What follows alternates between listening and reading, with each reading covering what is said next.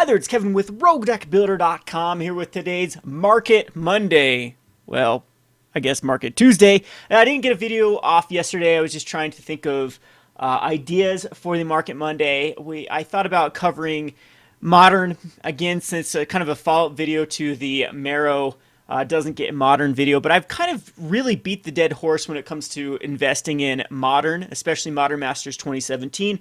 Did a whole video on that. It's just really up in there what's going to be in the set, what you're going to be investing in, or what you're going to unload. I still think that everything from Innistrad and Return to Ravnica must go. I would just fire sale all of that because the chances that it's going to be reprinted if it's a $5 or more card are insanely high. Even if it doesn't really fit the greatest in their archetypes that they're trying to bring back, it's really awkward. A lot of people think Infect are going to be reprinted in Modern Masters 2017. I absolutely do not think so. If everyone remembers playing Infect during the Scars of Mirrodin and Mirrodin Besieged, especially during that format, Infect was just the worst mechanic to try to have in sealed or draft, because a lot of times you had this like half-assed deck of Infect cards and other cards. And so I remember so many times getting my opponent down to like 8 life and 7 Infect. It's like could not close out the game because half my creatures had Infect and half didn't. So anyway, I think that the best way for them to reprint Infect in the future is going to be printing another Modern Masters event deck and just basically printing the Infect deck in that deck, minus like the Noble Hierarchs and maybe some of the pump spells, but then just all of the Inkmoth Nexuses, the Glistener Elves, etc. Those just need to be in that sort of event, because if you try to put it in any other sort of product, it just ruins it. So there probably is going to be a graveyard-based strategy, I would assume. So I think that as far as Innistrad is concerned, anything that deals with the graveyard, Undying will most likely be a mechanic. I would say that Morbid most likely will be a mechanic in that. And there will probably be some bulk mythics and bulk rares from those particular sets. So I'm not going to go down the list of what I think is going to be reprinted. I think it's just a safe thing to just fire sale everything from Innistrad and Return to Ravnica and then buy back stuff that are reprinted from Modern Masters 2017. If anything's representative of the past, it's going to be overprinted, not underprinted. I know Commander 2016 was underprinted, but Eternal Masters and Modern Masters 2015 were overprinted. So I think that Modern Masters 2017 is going to follow suit, and then we're going to see a lot of cards, especially if they get triple prints like the Tarmogoyf. It's finally going to be the straw that breaks the camel's back, and we're going to see some major price decreases in those type of cards. So still, under the assumption that if you're going to be investing in any sort of the modern format, it is extremely volatile right now, and be very careful where you put your money, because it's open. Anything is open to be reprinted again in this set. So let's just get on to the topic today that I decided on, because I found this gem of a post called "Of the 3 Frontier side events offered at Grand Prix Pittsburgh, none launched with 8 or more players. Womp womp womp." So we have this entire comment section that is just full of echo chamber people saying that Frontier is dead. We knew it was dead. We knew it was a money grab. People like myself and other stores and community people are just trying to overinflate, overhype a format that never had a chance, blah, blah, blah, blah, blah, blah, blah. And I'm going to respond to a bunch of this naysay and then give some reasoning why at Grand Prix Pittsburgh the events did not fire. Now, there is little more discussion. Like the people that were actually queued into the Frontier side events said that the entire Grand Prix Pittsburgh side events were handled very poorly. That modern queues were about a 3-hour wait. For modern, I have friends that go to Grand Prix just to play in the side events, the modern side events, because they don't like standard or limited. And it just shows that Magic goes in cycles. If modern, a very established format, had a 3-hour wait, yeah, you can't expect something like Frontier to have a good showing. I just think that the main event was, now that, especially too, if you can have 3 losses, that keeps a lot of people in the main event compared to what used to be in the main event. And they also have the PTQ that was going on. So there was a lot of people that signed up for that. They cap at, what, 250? All of these things. Also, a lot of the side events nowadays at Grand Prix, they have the bigger side events. So these were just like these were just like what the 24 or 32 man queues or whatever they do for these they end up being, what, 4 rounds, 5 rounds, and then you get a bunch of points for them. The estimated payout is usually not that great compared to some of the bigger, like when you get up to the 64 and 128 man tournaments that they have that are on schedule. So they'll say at 2 o'clock there will be this, at 4 o'clock, and so a lot of times just the overlooked side events that are just on demand do not fire. I mean, that's normal for a Grand Prix. I think that they would have done a Frontier event that was actually publicized, that had some scheduled and publicized and had some better prize payout, that is a factor right there. Secondly, I think the biggest reason for Frontier being not very popular, it's died down at my store because of one very important thing called Standard. Standard is fresh right now. It is brand spanking new. It just got a set that just completely mixed things up. And people are trying out decks. Same thing, at our store, we switched over from Frontier to Standard because everyone wanted to play their new Standard decks. They didn't want to play Frontier on this particular week 2 or week 3. I think that once Standard inevitably becomes stale, and it looks to be insanely stale. Did you see the top 32 decks at Grand Prix Pittsburgh? They were all green-black snakes, 4-color Saheeli, and Marty vehicles. There was no other decks. I think there's one Jeskai Saheeli, but that's the same thing as 4-color Saheeli. I mean, they're basically the same archetype. That was it. That was the diversity of the meta. That was horrid. If you even go into the 64, top 64, same thing. There wasn't even any black-green aggro decks. I mean, it was just kind of very similar to Marta vehicles. The format increasingly looks to be this very hostile rock, paper, scissors format. People like me that love to brew, I think that we are going to get out of the format very, very soon. This really reminds me of Theros Standard. The Theros Return to Ravnica Standard was a very, very rock, paper, scissors format because it did have, I would say there's actually 4 viable, maybe 5 viable decks during the time. There was Mono Blue Devotion, there was Mono Black Devotion, there was Esper Control, and there was Boros Burn, and then for a while there was also Mono Blue Devotion. But anything outside those 5 decks was absolutely unplayable. It was incredibly hard to build a deck that could beat more than 2 out of the 5. And so if you built like a deck that could beat down Esper Control, you got completely, and so your target was Mono Black and Esper Control, you completely got destroyed by Boros Burn. If you built someone that could be Boros Burn, yeah, you had no chance against Esper Control or Mono Blue Devotion. It was those type of things. It was very, very hostile to try to brew in a format that had clear winners, that had cards like the Grey Merchant of Asphodel, or had the cards like Supreme Verdicts and like the how many 4 damage spells were in the format. There was Boros Charm and War Leader's Helix, and I think there was another was Stoke the Flames at that point. I can't remember exactly what was in that deck, but it was just a lot of very linear strategies where if you could not beat turn 1 Pack Rat or turn 1 Thought Season to Pack Rat, then don't play the deck. And I mean, there was a little bit of innovation here and there every once in a while, but those particular decks completely dominated the metagame. And some people like these type of formats. I know a lot of the more competitive players like these because they really get good at particular matchups.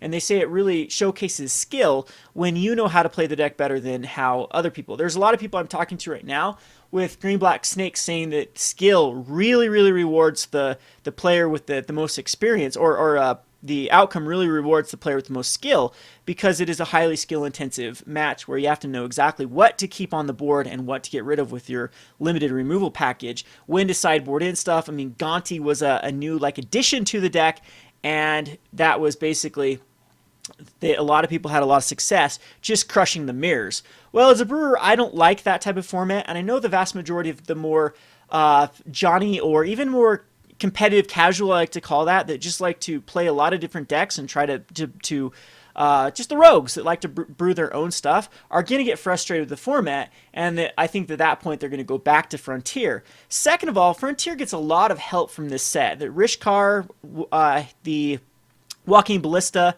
Fatal Push, all of those, a lot of the Revolt cards are actually terrible in Standard, and they're insanely good in Frontier. So I think that once that Standard becomes stale again, we're going to see people gravitate back over Frontier. Same can be said with Modern. Modern got really spiced up by the Dredge and the Gitaxian Probe nerfs. Those made it so that a lot of the different archetypes could come back. Like Affinity became like the premier deck after that. Then Jund could easily come back and compete. There's a lot of decks that it breathes some new life into, especially Fatal Push into Modern and like the SRAM. And there's a ton of cards that actually Aether Revolt effects for the Modern format was able to come back, and people are still messing around with that. Once inevitably that Modern becomes stale again, which it inevitably does, people I think will gravitate back over to Frontier. Now, do I think Frontier is perfect? Absolutely not. I still think it has some huge holes in the system. I think that there needs to be a clear, concise, once that the format does start to become, the more cards get into this set, the more I think Delve eventually will become a problem. And I've talked about, I think there will be a few cards that will inevitably have to be banned in Frontier if we're going to keep it healthy. But for now, it seems to be quite fair. In fact, blue decks are not the majority of the decks. Neither is Siege Rhino. The majority of the decks is actually, I think that the metagame, there's at least like 30 decks that are viable. But anyway, so the starting point can be argued upon, and there is no support from Wizards. I get that. I agree with that. And it will be something that has to, all the details will have to be ironed out. But I think that there's one major thing that will increase Frontier in the near future, and that is called rotation. Frontier has not even been through one rotation. If you look at the times when Modern actually gets increased, that it's usually right after rotation when the standard player becomes frustrated that their deck is now worthless, and they gravitate over to the set where their cards are still playable. So I think that was when Frontier's going to have another little bump, is after September when we have another rotation. So I still think it's a great time. I think this is another good time to invest in Frontier. And let's just look at let's go over to the Frontier metagame. 4-color rally decks. See, there's not a lot of information here about what cards are good and what cards are not. I think that MC Goldfish, they purge, I don't know when they purge the record, how many weeks, but I think that they should keep, if there's any way in their data, they should keep the Frontier information up a little bit longer, because there's some decks that used to be good that we don't see a lot of anymore here. But so this is basically the Frontier metagame. The Haruya Frontier Cup is still very strong. They still have hundreds of players that show up for the championship, I believe. There is a lot of these cockatrice leagues and MTG Frontier subreddit leagues that are going on. There is also a few other stores that put their information into MTG Goldfish and gets compiled. So the more data, the better it is to work with.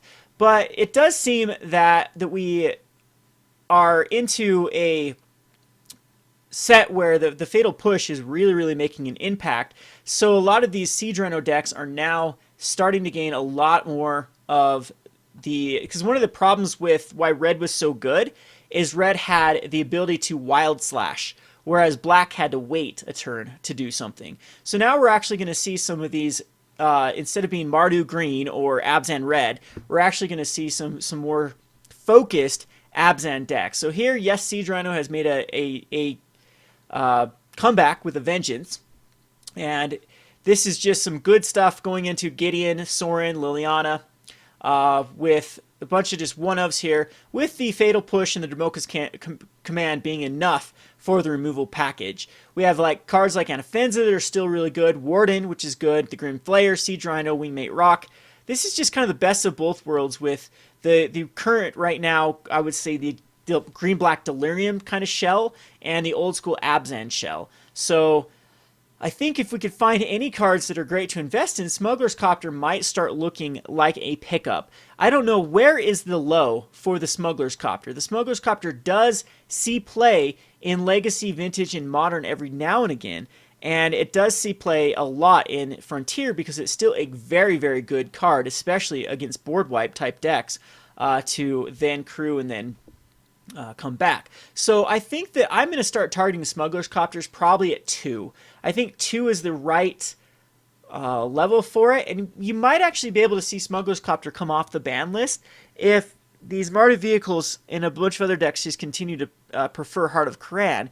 You never know if they'll just unban Smuggler's Copter just to see how it affects the metagame. And then if that is the case, we could see that Smuggler's Copter go shoot way back up. So I'm not quite sure how I feel about that, if they'll keep it banned, if if because there is a lot of answers now against Smuggler's Copter that didn't exist beforehand. So just keep your eye on it. If do people prefer Heart of Kran over Smuggler's Copter? Because there's no point to having Smuggler's Copter on the ban if Heart of Kran is the go-to card for like Marta vehicles and green-white tokens and whatnot. All right, so back onto some other ones that I still think are undervalued from this particular list. I think Sorin is still undervalued. It does see play a ton in the black-white tokens in Modern, and that's a deck that comes and goes every now and again. And so this Esper Control deck is actually running some Sorins. I'm assuming this might have some like Bitter Blossoms in it. Let's see if I'm right here. Nope, I'm completely wrong. So this one actually just is a 1 Sorin Solemn Visitor. And what is it? Okay, it just uses Lingering Souls. Yep, so it's really good with Lingering Souls. You can turn the tables quite easily. If you have 4 Lingering Souls tokens out, that's 4 damage and 4 life that you're, or, well, it's going to be 8 life that you're going to get off of the Sorin. Sorin can also put out as a 2/2 Vampire, and it can just start switching gears. If you pump it up to 6, it's pretty good with the emblem that makes them sack a creature during their upkeep. And so it's just a one of, but you do see Modern. It has been a staple Sorin Solemn Visitor for quite some time in Modern. It replaced the other Sorin from Innistrad or from Dark Ascension.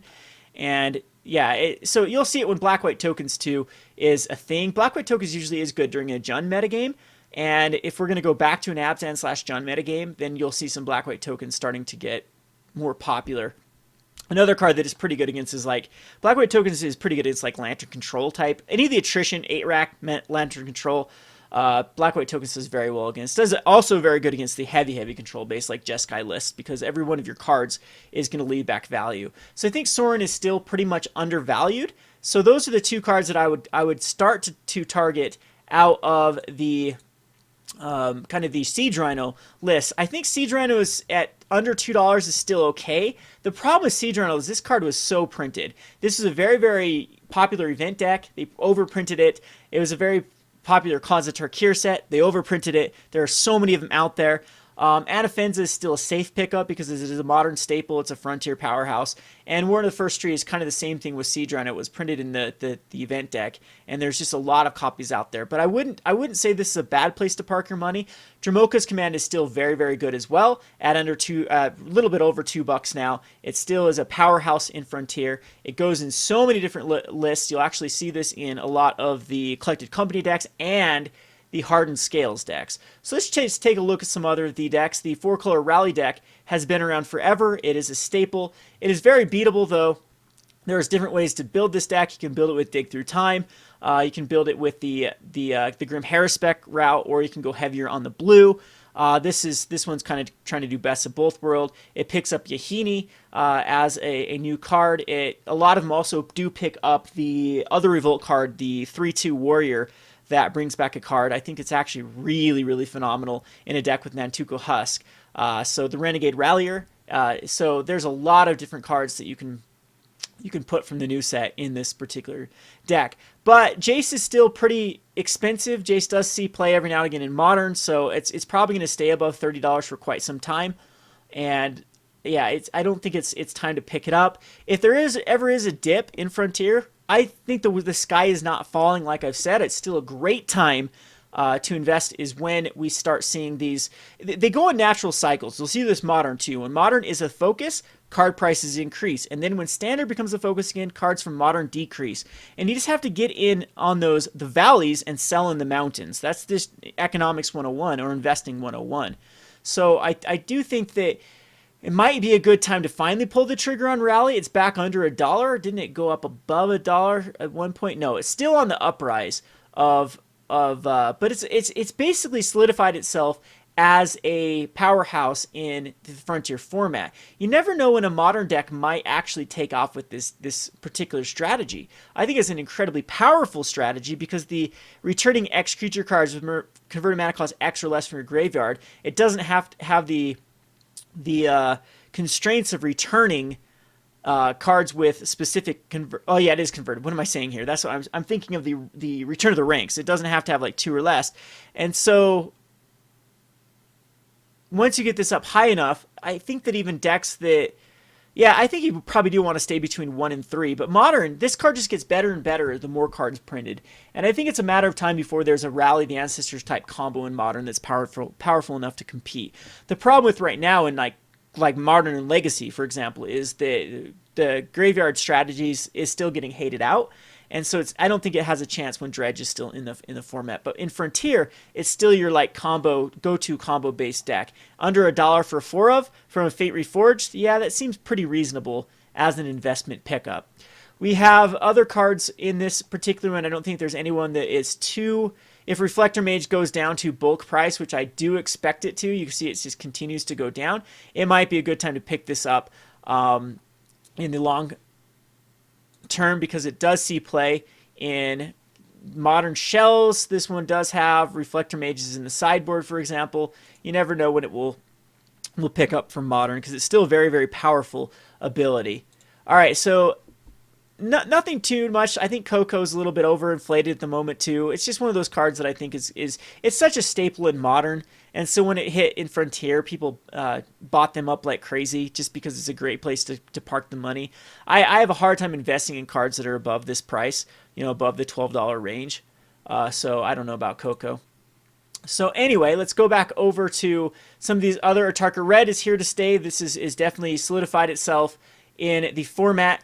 I think that it gets better with the 2-mana spell that gets either +2/+0 and trample to 2 cards or +4/+0 to 1 card.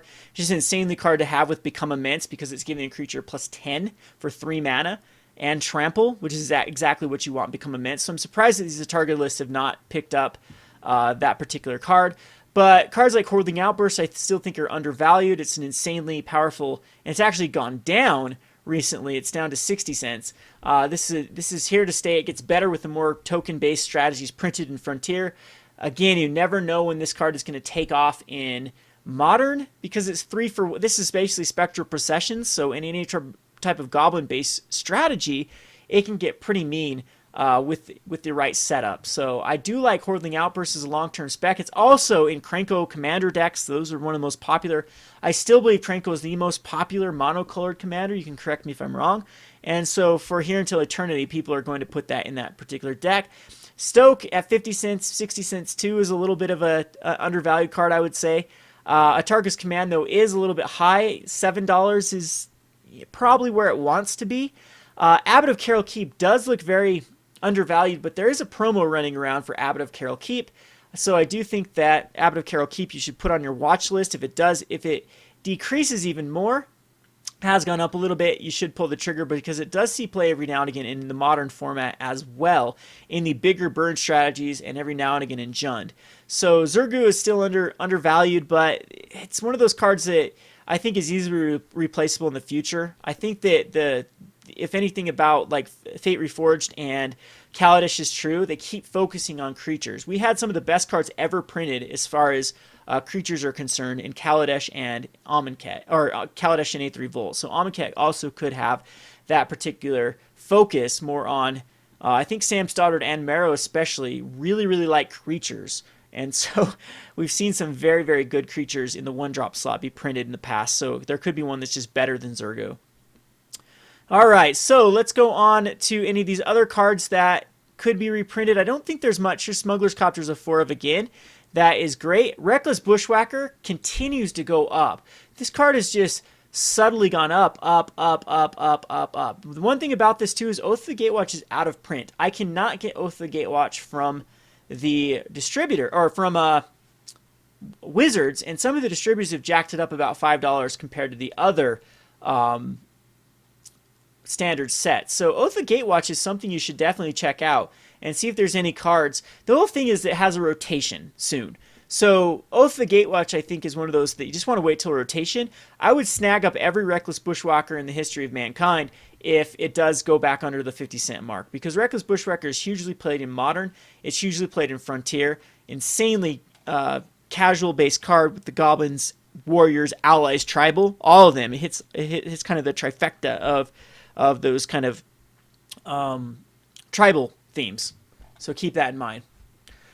All right, let's go back over to the Atarka. Not a lot of stuff I think that are undervalued at the moment.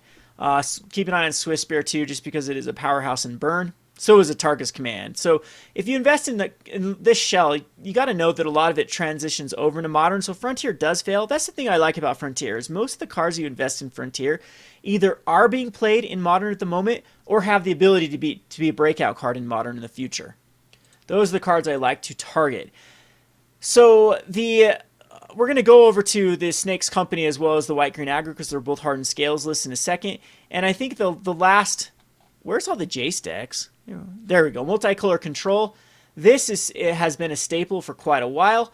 Crackling Doom continues to be a card that I really, really like. It is above the 50-cent mark. It was reprinted in Commander, though, so keep that in mind.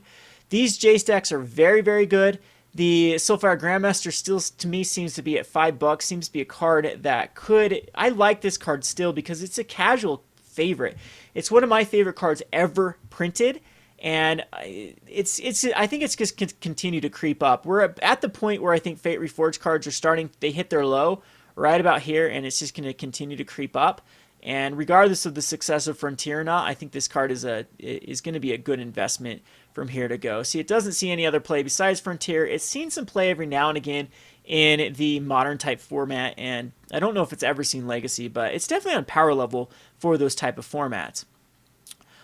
Dig Through Time is still another card that I'm keeping my eye on. I think, yeah, it is slumping right now just because Frontier is slumping.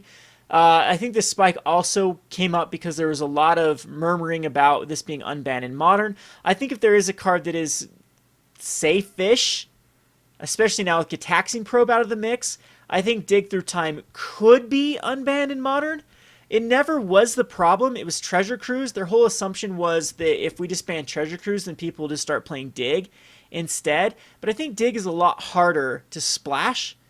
And now, even with Twin, I think the big problem too is Dig Through Time with Twin is something that cannot be. So the hyper combo decks, Dig Through Time is scary to put in with them. But I think that this is one of the cards. It's Legacy though. It's got the ban. So I don't know. I don't know if they'll ever unban it in Modern, but it's definitely something that I think could safely be played around with.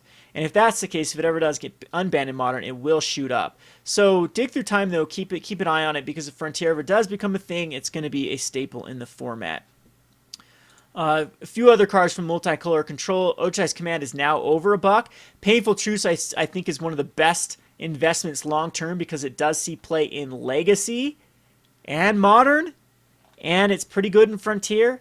Just has a very powerful... Wait till this becomes even a little bit lower, and I think that this card is one of the safest investments. It is Battle for Zendikar, so keep that in mind. It's one of those sets that was just overprinted. But I think it's a great target. Golden's Command continues to go up in value. Just creep, and is stabilized off. This is one of the safest investments. I got in at $4. I bought tons of copies of... Well, 12. Not tons of copies. 3 play sets of Colgan's Command around $4 to $5. Just because I wanted to have enough for my own decks.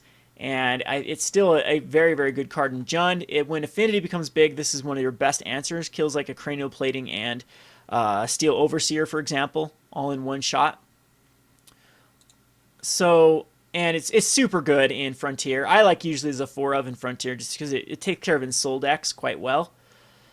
That's basically the gist of this particular deck. But I think that it's Frontier, a lot of it, we're starting to see like an established metagame. And one of them is Hardened Scales. So for my number one investment that I like is Hardened Scales. I did buy a ton of copies, I think around 50 copies right here, around $1.50. And so I think I caused this little price spike right here. I don't know if that's enough to cause a price spike, but I bought them all out around up to about $1.50-ish. And it's just, in Frontier, I think Hardened Scales is just a matter of time before it's good enough for Modern. And it is definitely, there is so many different Frontier decks that run Hardened Scales, now that we have the Snake in the list. And it's a casual favorite. And yes, it was reprinted in the Commander set, but the Commander one's already $2. So the Cosmic Darkir one is undervalued at the moment. So I think that Hardened Scales is going to be... synergizes perfectly with Hangerback and Walking Ballista. It also synergizes with the new Revolt cards that are only good in Frontier because they have the fetch lands. They're not that great in Standard just because they're very awkward to play. But we have the Avatar of the Resolute that works perfectly in this. You still have the Hydra, the Managorger Hydra that's an option. The Rishkar is a huge option. And then this card just gets better and better and better with each set that comes out. We see that the Wizards is really into printing +1/+1 counters matters types. We've had, how many themes in a row have used this? We had Dragons of Tarkir, we had Khans of Tarkir that had a kind of a +1/+1. We had, did Shadows of Innistrad really do much? I don't think Shadows or Eldritch Moon had much to do with +1/+1. But then we had Kaladesh that really did have a lot to do with +1/+1 counters. And it just gets better and better and better as time goes on. And so I think $1.50 for a Hardened Scales card is very, very undervalued. So if I were to target any card, which I did, full disclosure, I bought a crap ton of Hardened Scales. I think I'm up to 60 or 70 Hardened Scales that I purchased for $1.50. So I think it's where I'm parking my money. I think it'll be a $5 card in the matter of no time. And if Frontier does take off, or if this does hit a place in Modern, I think that it's going to be one of those cards that is going to just increase exponentially. And I know it was in the most popular Atraxa deck, as well as the number one sold set of all time, Khans of Tarkir, so that's going to keep it a little bit back. But this is my pick. So let me think in the comment section below what you think about Frontier. I just want to show you this real quick too. It still seems healthy. This is the MTG Frontier metrics for the subreddit. It still has a nice increase. You're still seeing increasing people about, I don't know, 10 per day or 5 per day, I would say, for Frontier. We're going to check back on this about rotation and see if I'm right or wrong. Again, I don't think that this isn't tiny leaders. This isn't like a snake oil set that, snake oil is not the right term, or a big conspiracy set, because most of the cards that are worthy to invest in Frontier either have some casual playability or are fringe cards in Modern, or see, play in Modern right now are just low right now, just because the sets from M15 forward still have a lot of supply out there. There hasn't been a lot of new players since then, but if we do see a huge new growth, with Wizards is taking risks. I do like risks because I think risks are the best way to get rid of stagnation, and eventually I think they'll find the right balance, and we'll see another huge increase in players for Magic the Gathering. I think once the Pokemon and the Hearthstone kind of die down again and people get sick of that we're going to see a lot of people transition over to Magic. So it's really in Wizards, it's on Wizards' doorstep here to make or break the future of Magic. And I hope that they make the right decisions and really cultivate communities and really reward people for playing other different formats, rather than try to go on this whole standard is the only thing that's viable, blah, blah, blah, bandwagon they're running right now. So, again, I appreciate in the comment section below what you think about Frontier. Am I just a snake oil, or why do I keep saying snake oil salesman? Am I trying to make the big bucks on my Hardened Scales spec? A few $100 is the best outcome that I have. Blah, blah, blah. Feel free to criticize me. But also, what are some, if you're investing in Frontier, for example, what are some of the targets that you're investing in? Some of the hidden gems that are being played, maybe in your local scene, maybe under the radar? I think Goblin Dark Dwellers is another card that I'm really keeping an eye on, because that card is like 80 cents now. You can find as low as 65 cents on TCG Player for Goblin Dark Dwellers, and that card's insanely powerful. Anyway, this has been Kevin with RogueDeckBuilder.com. Thanks for watching.